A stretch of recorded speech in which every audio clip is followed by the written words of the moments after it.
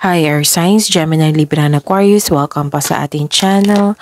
At ito ang inyong Daily Gabay Tarot Reading for May 11, 2024. Please be reminded, kung naka-resonate kayo, comment down.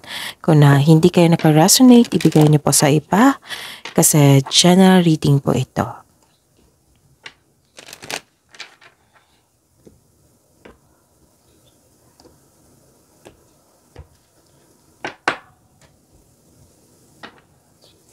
Gamitin ang reading na ito bilang gabay lamang. Please like, subscribe, and click bell button for notification para updated po kayo sa daily tarot reading natin. Maraming salamat po.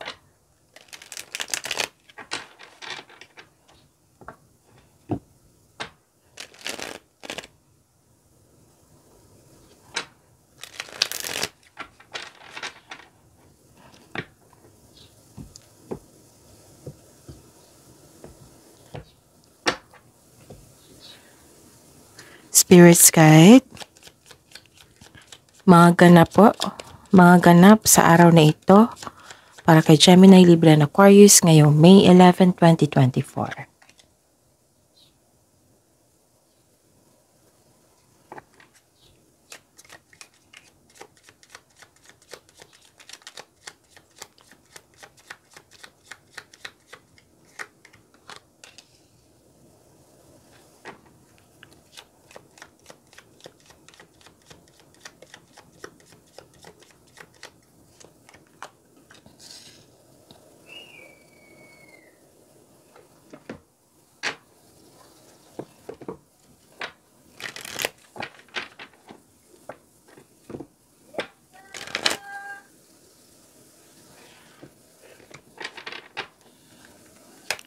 Spirits Guide, mga mensahe po ngayong May 11, 2024 para po kay Gemini, Libra, and Aquarius.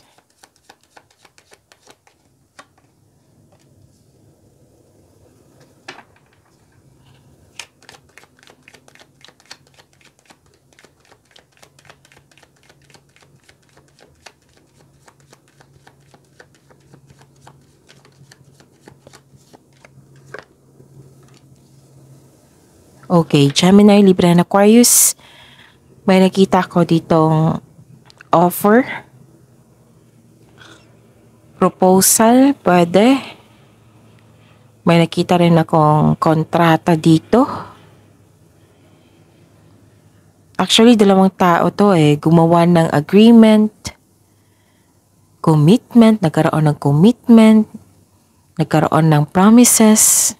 May nakita ko ditong law. Oo. Sundin nyo yung batas. Nagkaroon po ng union dito. Pwedeng reunion, pwedeng may umuwi sa inyo. Nagkaroon ng binding of contract. Pwedeng sa trabaho ito. Pwedeng sa buhay pag-ibig. May concern or may ganap na proposal, offer. Pwedeng sa buhay pag-ibig to na nagkaroon ng marriage contract.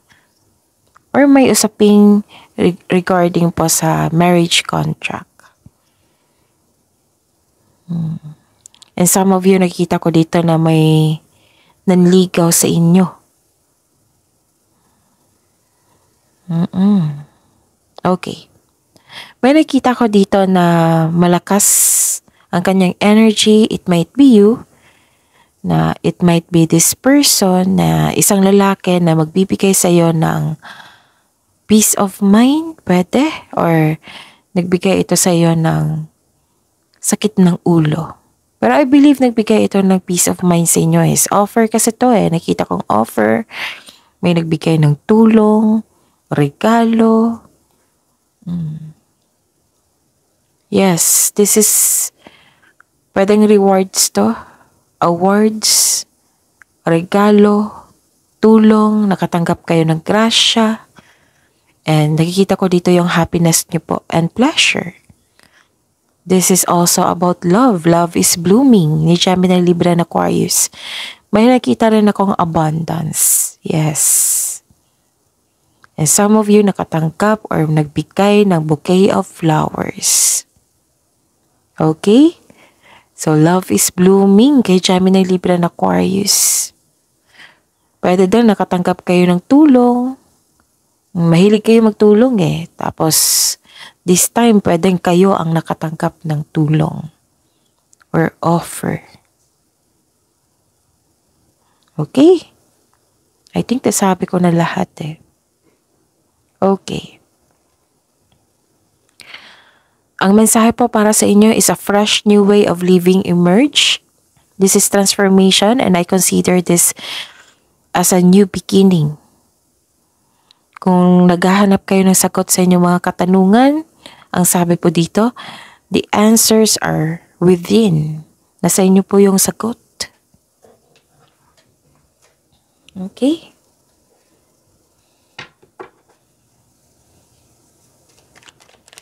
Spirits guide, ano po ang energy ni Gemini, Libra, and Aquarius ngayong May 11, 2024.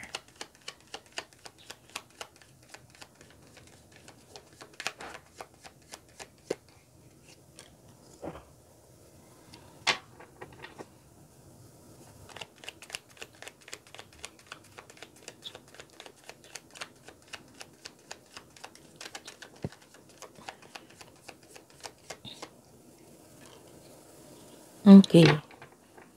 By the way, Gemini, Libra, and Aquarius, sa mga bago dito, meron po tayong, sa mga hindi pa nakapanood ha, meron po tayong Monthly Gabay Tarot reading, dalawa po iyon. Separated video po yon ni Gemini, Libra, and Aquarius. Tapos, may weekly gabay din tayo, so check nyo po. Uploaded no Saturday, I think Saturday or Sunday. So check nyo po. And sa mga suki ko dito na si Gemini, Libra, and Aquarius na humihingi ng monthly gabay, nais kong ipaalam sa inyo na open na po yung schedule natin for booking para sa inyong May 2024 monthly gabay tarot reading. At sa mga bago dito, sa mga gustong magpa-personal reading, diba nakita nyo tong video na ito? Ito yung video nyo. Tapos sa baba niyan, may nakasulat na description. Title ng inyong video, Gemini, Libra, and Aquarius, May 11, 2024 monthly gabay, daily gabay tarot reading. Sa baba pa niyan, may nakapost na link. I-click nyo po yan para ma-message nyo po ako for inquiry and for booking. Maraming salamat po. Para po kay Gemini, Libra, and Aquarius. May nakita ko ditong self-doubt. Actually, kahapon pa to eh. Kung hindi ako nagkakamali, lumabas din ito sa weekly nyo.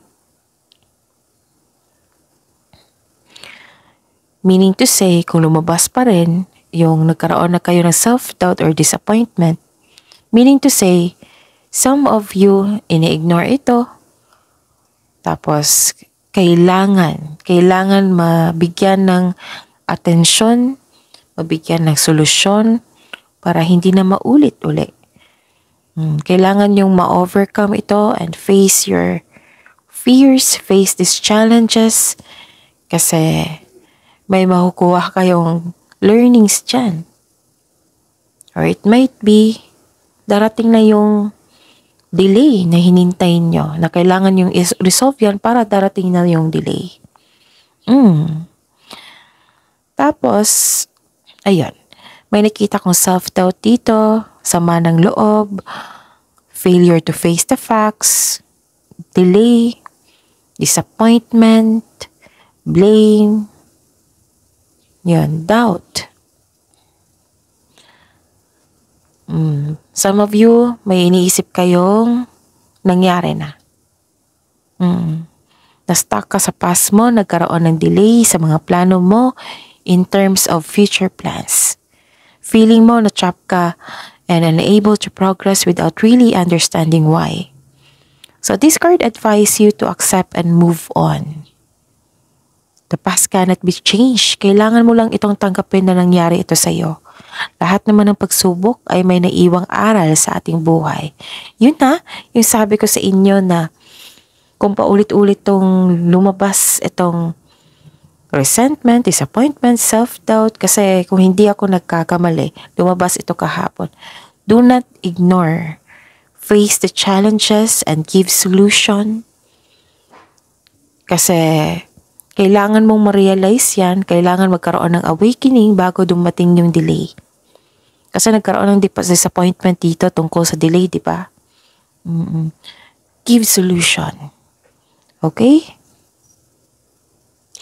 Kasi kung ma-overcome nyo ito, magkakaroon ng transformation which is lumabas dito. Kaya pinupush kayo ng cards nyo na kailangan bigyan yung solusyon, harapin yung challenges para ma-overcome nyo yung challenges at magkaroon ng awakening and transformation. Okay? Kasi dalawang card na dito nagsabi na disappointed kayo. Pwede din disappointed kayo sa isang tao kasi may high hopes at expectation na hindi niya nabigay. For example, may manliligaw ka na biglang nagbago. Hindi siya katulad dati na kung paano siya manuyo sa'yo. Kaya instead maging disappointed kayo, be thankful na rin kasi nakita mo yung red flag niya na ito pala ay manluloko. Di ba? So, ayun. May nakita ako talaga dito na may tao rin dito na hiningan mo ng tulong pero tinanggihan ka. Tinanggihan ka kaagad. Hindi siya handang magbigay ng tulong sa iyo. Kasi ang laki ng high hopes and expectation sa kanya. Tapos tinanggihan ka na hindi siya na handang magtulong sa iyo. So, disappointed ka. So, remember, we cannot please everyone, everybody. Hindi lahat ng mga tao na handang magbigay ng tulong sa atin. Let's say na may problema din sila. May aasikasuhin din sila. Pwedeng hindi sila naging selfish, kundi hindi siguro nila kaya.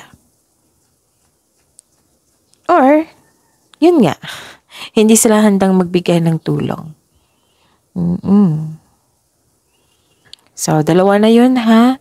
Huwag kayo ma-disappoint kasi kung ma-disappoint kayo, possible ha, mag-overthink kasi ang weakness ni Gemini, Libra, and Aquarius is overthinking and overanalyzing. So instead, ma-disappoint kayo sa isang tao, sa isang sitwasyon, kasama na yung delay, make yourself busy and look for another solution. Kasi ang strength nyo is matalino, maraming ideas, thoughts. That is a blessing also. So, look for another solution. Instead na magtampo kayo. Oo. Kasi si Gemini, Libra, and Aquarius, sa pagkakaalam ko, matampuhin to. Okay? Instead magtampo kayo, instead kayo ma-disappoint. Don't take that as negative. Kung may nagtanggi sa inyo, don't take that as negative. Para walang hatred, para walang grudges, ganon. Para magaan pa rin. Lahat kasi ng tinutulungan natin, lahat kasi ng mga tao dyan, meron talagang time na hindi handang magbigay ng tulong sa atin. Pwede din ha, kung delay ito ha. Kung delay ito, habaan ng pasensya. Exercise your patience. Okay? So, wag na ma-disappoint. May nakita kong sama ng loob dito eh. Okay? Spirit's Guide. Career and money po ni Gemini, Libra, and Aquarius ngayong May 11, 2024.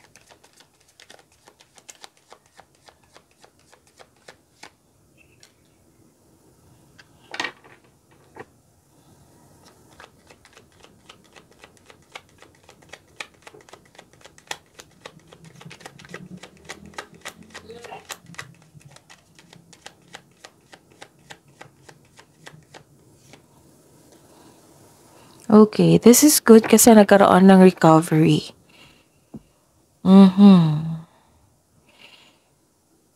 Nagkaroon ng healing, recovery, nagkaroon ng moving on. Sa career and money niyo po, may nakita ko dito na okay. Focus kayo dito sa inyong career and money. May project po kayo, may gawain kayo na sobrang focus, assertive.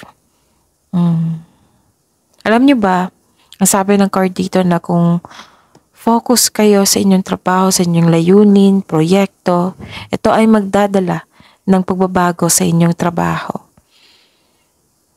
May nakita kong away dito, laban sa katrabaho, boss, kasamahan dyan. Sabi po ng card dito na ihanda ang sarili na ipagtanggol ito sa anumang paraan. Kung pwede po na maging kalma muna bago magbitaw ng salita.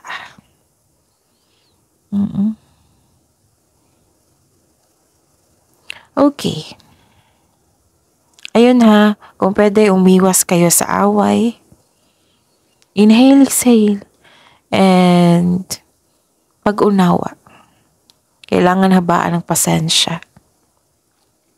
Tapos may dumating na offer. May dumating na offer at agad niyong binigyan ng aksyon. Yes.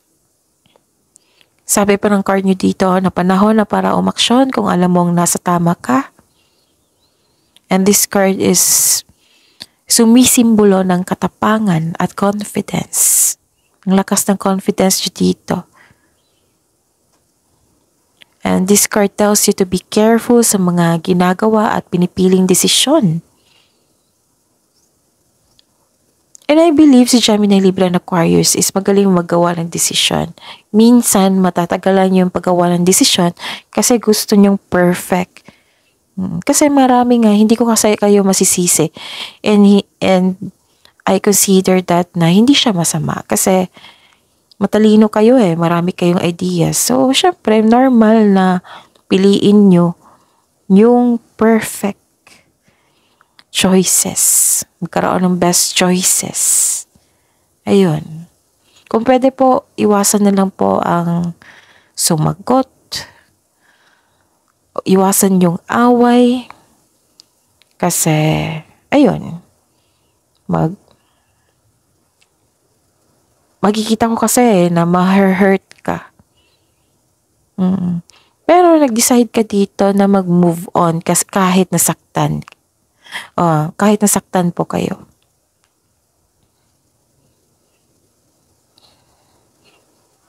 And you're healing yourself from a heartbreak. Letting go, nag-let go po kayo sa mga pain at masasakit na alaala.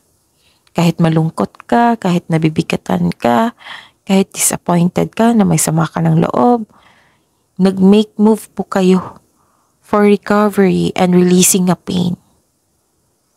Yes. Alam niyo ba kung ma-overcome niyo po ito, magkakaroon po ng transformation and expansion. Kung maari po wag na lang po kayo ma-disappoint, magalit, kasi may away dito kung pwede po. Para maganda ang flow ng energy niyo po. Mas ma-invite nyo yung makawala kayo. Kasi sa desisyon nyong ito na magkaroon ng recovery and you're releasing a pain, magkakawala ka din sa blockages na yan. Kasi isa sa dahilan na nagkaroon ng delay, blockages. And I believe na overcome nyo ito and makapasok ng smooth yung blessings na para sa inyo. Kasi yung blockages, siya yung haharang sa blessings na parating sa iyo. Yes. Kasi minsan tayo ang maggagawa ng blockages Yung kalungkutan, galit kayo, disappointed, self-pity, yan. Isa yan sa dahilan na magkakaroon kayo ng blockages. So think about it. Okay?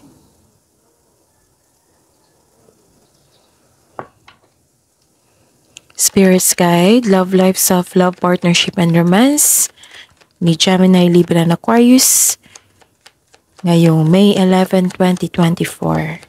May naisip pa kayong April? May nangyari sa April?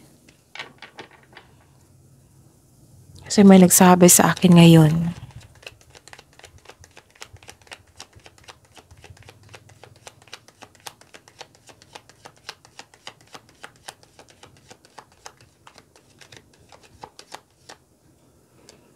Okay.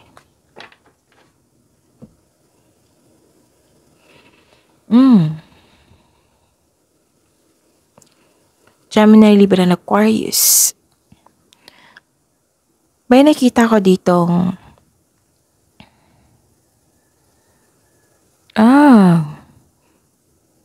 so yun nga, ilang beses na lumabas dito, 3 card na lumabas po na naging impatient kayo. So remember po ha, kung mayroong delay, kailangan yung intindihin, exercise your patience, make yourself busy. And may concern kayo sa isang tao na matigas ang ulo, na ayaw makinig sa iyo. It might be this person.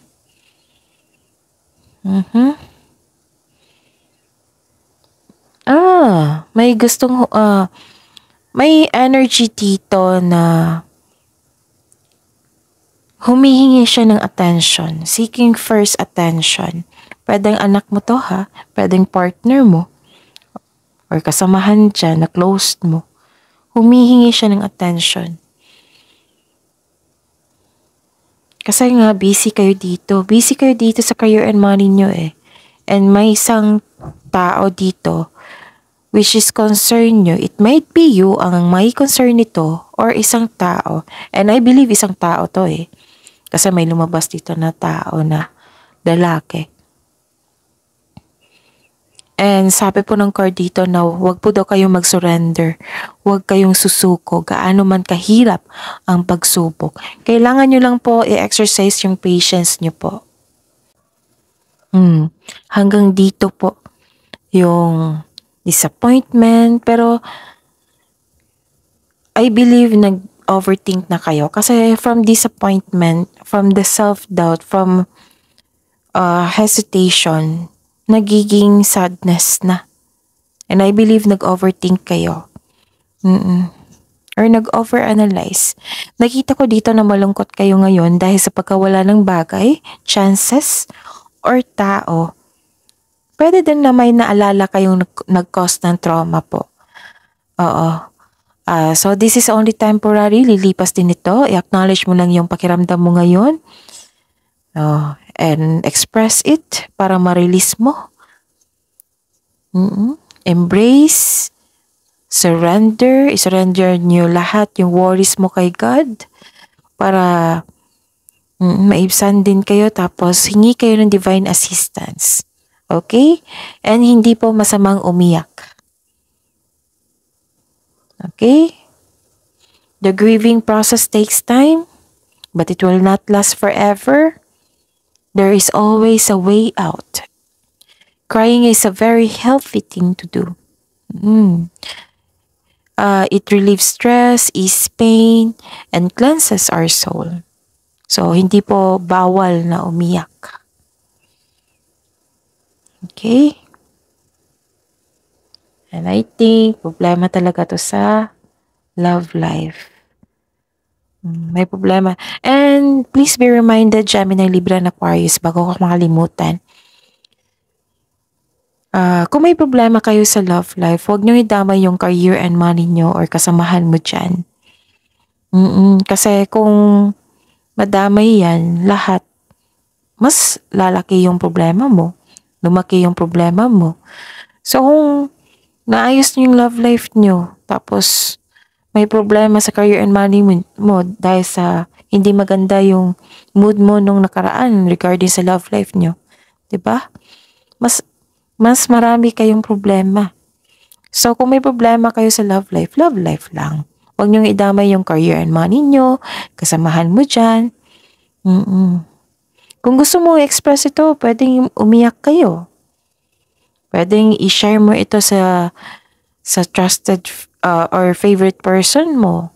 Yung marunong mag-ingat sa isang sekreto. Baka kailangan nyo ng kausap. Baka kailangan nyo magsulat sa inyong journal para lumipat yung emotions nyo sa pahina. At masuri mo rin kung ano yung punot dulo, kung bakit ka nag-react ng ganito. And I believe na overcome nyo po ito kasi may desisyon dito na mag-let go, move forward.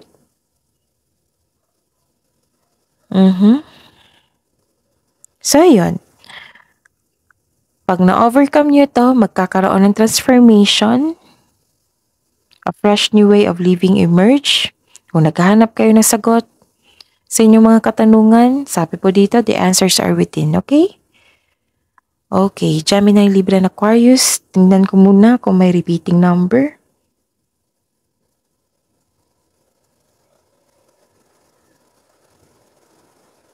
Okay. Oh, meron. This is related sa aking sinabi kanina na, 'di ba? Kung masyado nang mabigat, masyado kayong worried, na yung nalilito ka na, nabibigatan. So, surrender nyo lahat, yung worries nyo kay God. Huwag kayong mahiya kay God.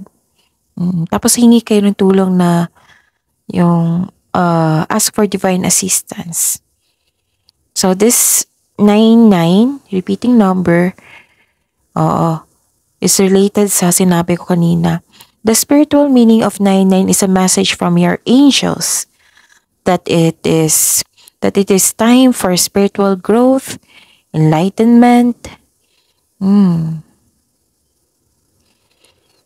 This is confidence. Kasi malakas yung confidence nyo dito, di ba?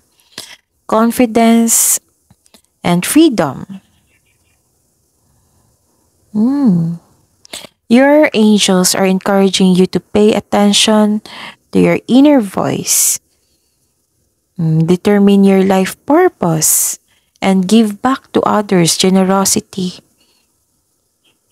Awakening ito. This is the related of your message here na nagkaroon ng transformation. Right? So, ayun. After nyan, na pinili niyong magkaroon ng recovery, pag-move on, naging malakas kayo. Then, after nyan nang ma-overcome nyo lahat, transformation, and yung 99 repeating number nyo is, awakening also. Okay? So that is your reading, Gemini, Libra, and Aquarius for today, May 11, 2024. Please like, subscribe, and click bell button for notification para updated po kayo sa daily tarot reading natin. Maraming salamat po.